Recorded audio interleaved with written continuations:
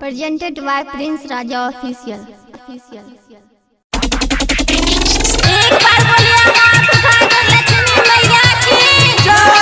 Mix by SK music recording studio Madhepura. जय मैया जय जय मां, जय लक्ष्मी मैया जय जय मां।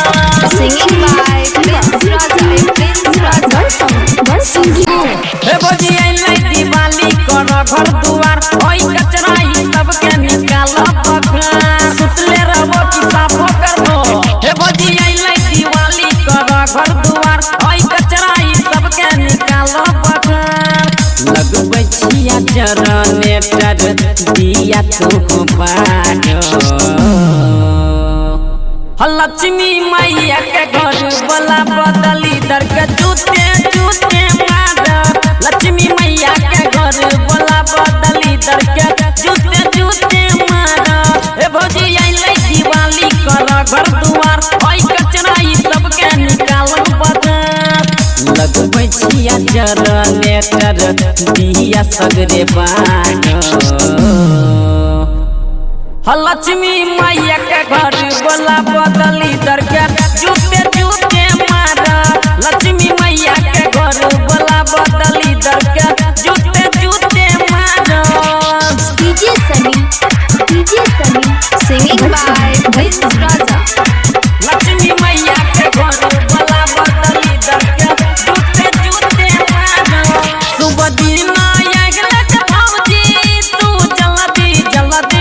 कर ढेर काम अभी बहाना नहीं कोनो कर, में फुर्ती नहीं जल्दी जल्दी कर। सुबह दिन भौजी जल्दी जल्दी कर, ढेर काम अभी बहाना नहीं कोनो कर। चूका भुकिया लगबै छिया के न दिल मारो, लक्ष्मी मैया के घर वाला बदली दर के जूते जूते मार। लक्ष्मी मैया के घर वाला बदली दर के जूते जूते मार। लक्ष्मी मैया के घर वाला बदली दर के जूते जूते मार। सिंगिंग बाय प्रिंस राजा। अगर बाती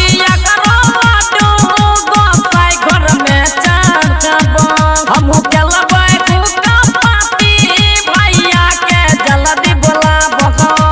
प्रमोद धर्म चले लगे भौजी अगर बाती गोसाई घर में चान गाबो। हमू चलबै फूका पाती, भैया के जल्दी बोला बहो। गणेश जी लक्ष्मी जी के आरती उतारो,